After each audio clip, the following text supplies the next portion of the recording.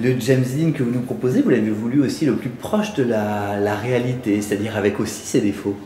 Oui, c'est-à-dire qu'il ne fallait pas faire une hagiographie, il fallait faire un portrait à hauteur d'homme, un portrait sensible, un portrait intime, mais il fallait montrer que s'il est timide et il est aussi arrogant, que s'il est gauche, il est aussi irrévérencieux, que s'il aime les femmes, il a aussi un goût très prononcé pour les hommes, que s'il peut être tout à fait charmant, ça peut être un chieur aussi sur les tournages, et que certains l'ont adoré et que d'autres l'ont un peu moins aimé. La critique du New York Times au lendemain de l'Est d'Éden est terrible pour lui. Rock Hudson ne l'a pas vraiment porté dans son cœur.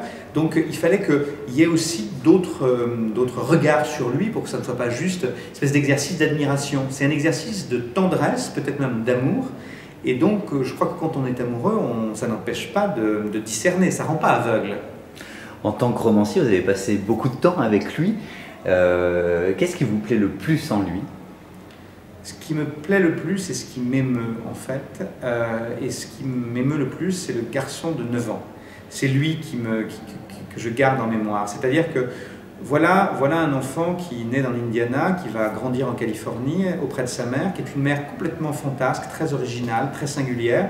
Alors pourtant que c'est une terrienne du Midwest, hein, c'est pas une intellectuelle de New York. Et cet enfant, c'est très joyeuse, cette mère va lui apprendre à danser, à faire des claquettes, à jouer la comédie, à jouer avec des marionnettes. C'est très fusionnel leur relation parce qu'il est fils unique. Et puis, alors qu'il a 9 ans, elle a un peu moins de 30, elle meurt d'un cancer. Et il perd sa mère à ce moment-là, et en perdant sa mère, il perd l'essentiel, me semble-t-il. C'est comme si tout d'un coup, tout devenait comme une chose désarticulée, comme un grand déséquilibre. Dont il ne se remettra jamais.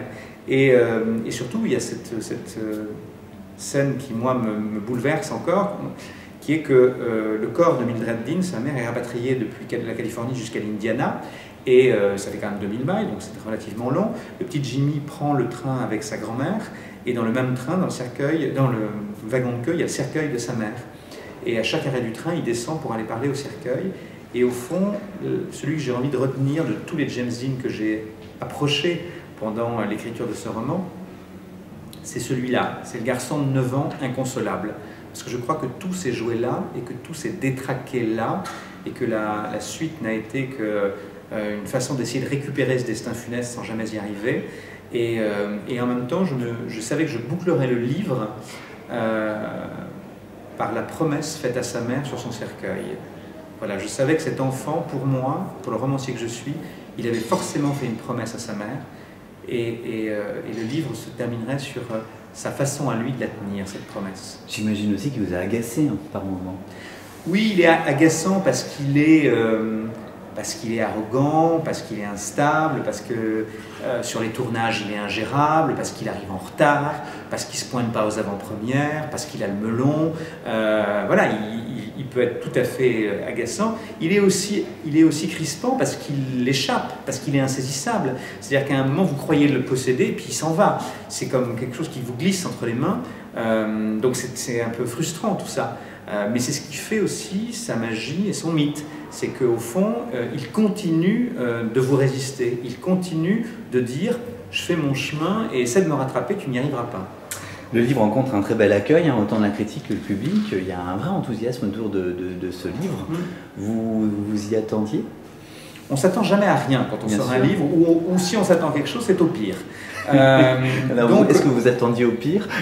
Oui, vous aviez déjà je m'attends toujours à ce que la critique soit épouvantable et que le public ne soit pas au rendez-vous. Comme ça, si c'est pas ça qui se passe, je suis heureux. Donc là, je suis heureux parce qu'à la fois la critique est très généreuse et à la fois les lecteurs sont nombreux. Donc tant mieux.